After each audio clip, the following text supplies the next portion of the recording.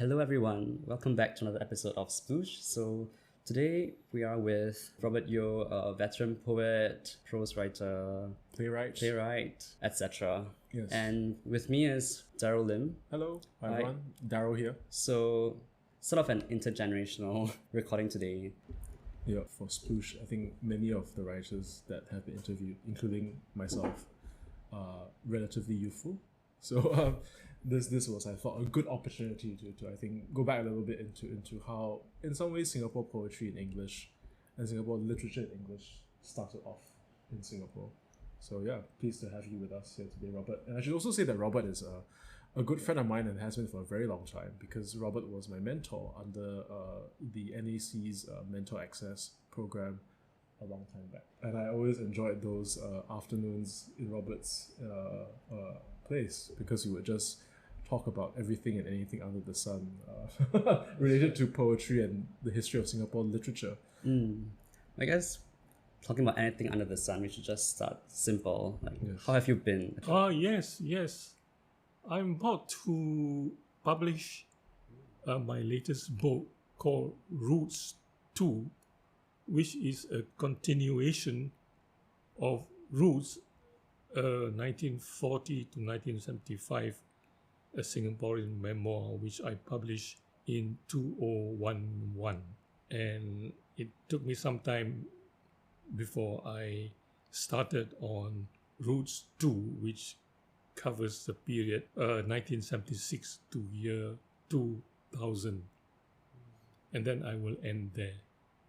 I feel it is an indulgent book, but I just felt that sometimes it's fine to go against conventional wisdom and write a long book rather than what is the advice given now to write short things. Yes. So this book is about 216 pages and is going to be published. And if you ask me how I am, I'll say I'm looking forward to it being published and read, I guess, and then I'm not going to continue beyond year 2000, because after the year 2000, in 2002, I retired, and what is there to write about? I mean, what is there to write about when you have retired, So, yes, I hope that answers your question as to how I am. Maybe you can tell us a little bit more about the book since we're here, in terms of what it broadly covers. Maybe the highlights. Let me ask you this question. I'm 83 this year, and I figure that if you divide my life into two chunks of 35 years each, I figure the first 35 years is probably, speaking about myself, more interesting than the next 35 years. I mean, when you are younger, you're more adventurous.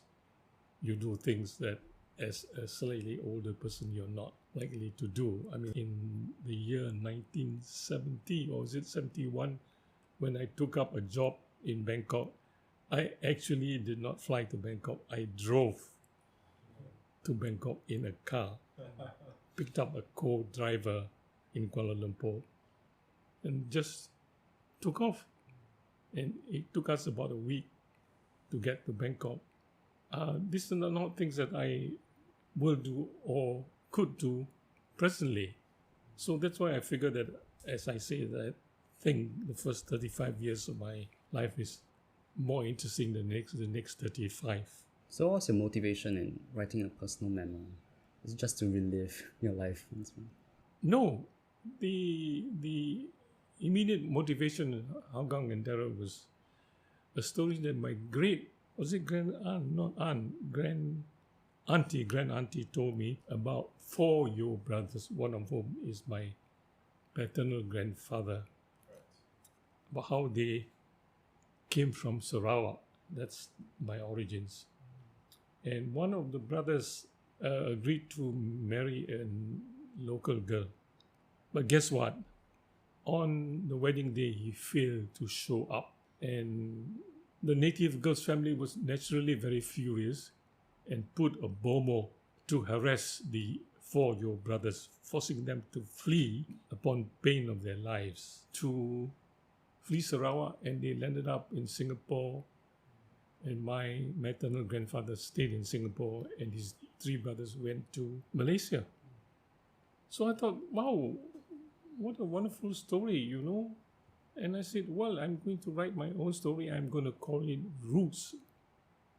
But I'm not going to spell it R-O-O-T-S because the title had already been taken by an African American who had written a famous book called Roots, R-O-O-T-S. And so I decided I would call my book Roots. Different spelling, but same sound. So that was the immediate motivation. So I said, okay, I'm going to write my memoirs. I've never written in that particular genre. So give it a try. Maybe just last question on this. Did you discover something about yourself or the way you write in the course of writing the latest book? I discovered that I was very particular about dates. What incident, what happened, whom did I meet, on what day, what year, what time. I became quite obsessed about memory, knowing that memory is selective. That some things you forget and some things you remember. And that's why the book had a lot of footnotes. I also thought that I had found a new way of writing autobiography, which is to say that you just don't write a story from A to Z, but you have a structure. And this structure I would call the ripple effect. That is to say, you start by writing about self, then you ripple out to community, then you ripple out to country, and you ripple out to the rest of the world. So I was writing about myself, but all the time making connections in episodes and stories I tell using the ripple effect. And actually at this point, I'm reminded of, I think, a collection of poetry published back in, was it the 70s? Because I remember reading in, an anthology, and the poems in that collection were just based in different parts of, I think, the region which you traveled to. Like, there were a lot written in Vietnam, I remember. Right? Yes. Do you remember that? This is, and napalm does not help, right? That's right. Yeah, that's right. Yes. Yeah. So I feel like your concern for, not just yourself, but also your community and also the region and going on different routes has been, I think, a defining trait of your writing. And that has kind of logically ended up in the memoir you've written, and which is titled Roots. Yeah, I figured so. I was very concerned about the Vietnam War. I didn't believe in it. Let me put it this way. I read about the domino theory of how if North Vietnam conquered South Vietnam, the rest of Southeast Asia would fall. So I was very concerned about the domino effect that communism was going to take over Southeast Asia, Singapore included, So I felt that when the job opportunity was offered for me to work in Thailand, I thought, well, I would go to a country that's not Vietnam, but close enough to Vietnam. I said to myself, that is the closest that I'm going to get to the Vietnam War. And I took a position as an information officer because I knew that I would be able to travel. So I did spend a week in Saigon, what is now known as Ho Chi Minh City, and tried to imbibe the atmosphere of being in Saigon during the Vietnam War. I must say that I was the only person, apart from Go Po Sing, who wrote about the Vietnam War. No other Singapore writer in English was preoccupied or was concerned about the Vietnam War or wrote about it. I think I'm right about that, but do check it out. I remember we had a question for later section about contemporary writing and the development of Singapore literature, right? And I think what I am perhaps observing is that writers of the past they wrote more about things that concerned the community, like about historical events, for example. And whereas with the rise of confessionalism, I think there's been a turn inwards and more poets are writing about themselves and not about, historical events or social events. And I think we could discuss that later, but I'm just putting this out there as a sort of observation on my part. Yeah. Would you say that that's true, Daryl, of poets of your generation being inward-looking and confessional and that sort of thing? I'm not, I think what's definitely true is that I think in your time, in the 70s and 60s, there was at least a greater sense of the post-colonial era. And in some ways, I think solidarity with both the post-colonial states and also with our regional neighbors. So I think the writers of that time, including yourself, and I would include Thambu as well, had a greater sense of this worldwide community of writers, including the situation in Southeast Asia and also in post-colonial Africa, Southeast Asia, and all these states. I think that sense of that solidarity has eroded a bit over the years. So that's my own sense of it. Yes, Edwin Thambu did write about post-colonial societies and about Africa, because I think he did go to Africa several times for conferences. And also, of course, his doctoral thesis was on African writing. So I think also the other thing that my generation was preoccupied with was independence politics and regional politics. Although we didn't write about the founding of ASEAN, you know what I mean. I was always aware, having been fortunate enough to have lived in Thailand, becoming aware of ancient kingdoms like Sukhothai and Ayutthaya, you know, that Southeast Asia has a rich political and cultural history, you know. And in fact, one of the reasons why I took up the job in Bangkok was actually to decolonize myself, in the sense that I had been fortunate enough to have studied in Europe in the 60s, and having studied English literature and English history, it seemed to me that I knew more about England and Europe than I did about Singapore and Southeast Asia. Before we talk about Singapore literature and, you know, history of literature as well, we could just begin with a smaller piece, which is personal history, right? So I think this is a relevant question for me because I'm also kind of thinking about getting into the art scene as well. So like in the past, why did you choose to get into writing if the arts were seen as a luxury we could not afford? Well, I was about to say when I was making notes to prepare to answer your questions, when you say I got into the art scenes as a writer, never was a professional writer. I was an amateur writer. In other words, I was earning a living and writing at the same time. So I wrote out of interest, and because I thought I was living through interesting times. I mean, I went to school in the 40s when it was pretty colonial, and then I went to a Christian school, St. Andrew's School, became familiar with Christianity, and then there was the fight for independence. Our history as part of Malaysia, the story that we got kicked out of Malaysia, which actually isn't true, because our leaving Malaysia was very carefully negotiated and so on and so forth. So I felt that I was living through interesting times and just went on writing. And I was fortunate enough that I liked my job. The job did not cause me stress. And I was able to go on to do, I would say, an awful lot of writing.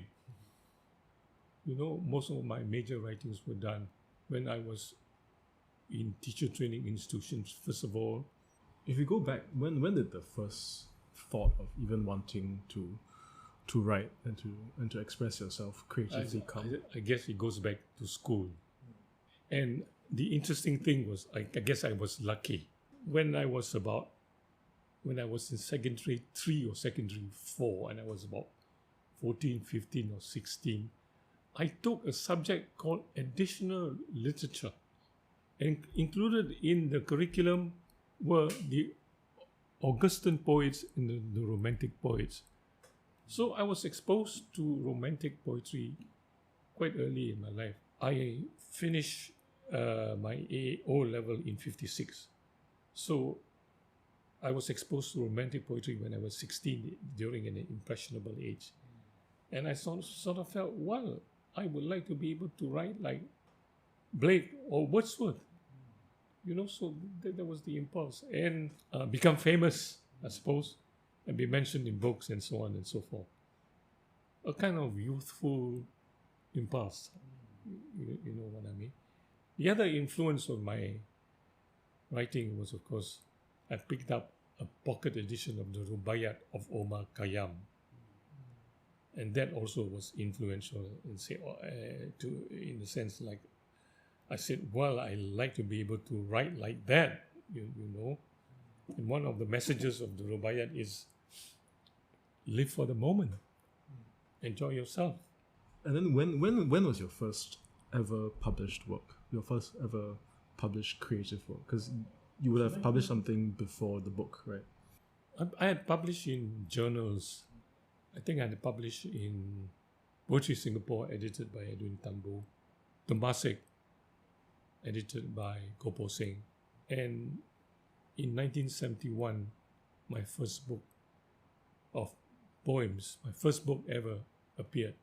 I received the book when I was in Bangkok in 1971. But I had deposited the manuscript with Federal Publications. I had no chance to proofread the book, so there were typos and so on and so forth. And I got a very bad review. It was not a very good moment to publish your first book and to be wrapped quite seriously, you know, by a NUS academic.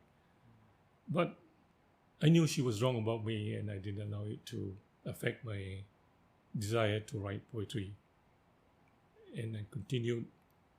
I think I was helped by the success in 1974 of my first play called Are You There, Singapore? Because it played to packed houses. And there is a story behind that particular play because I had written it back in 68. And I showed it around. And nobody was interested in Singapore play or play by a Singaporean. So I forgot all about it.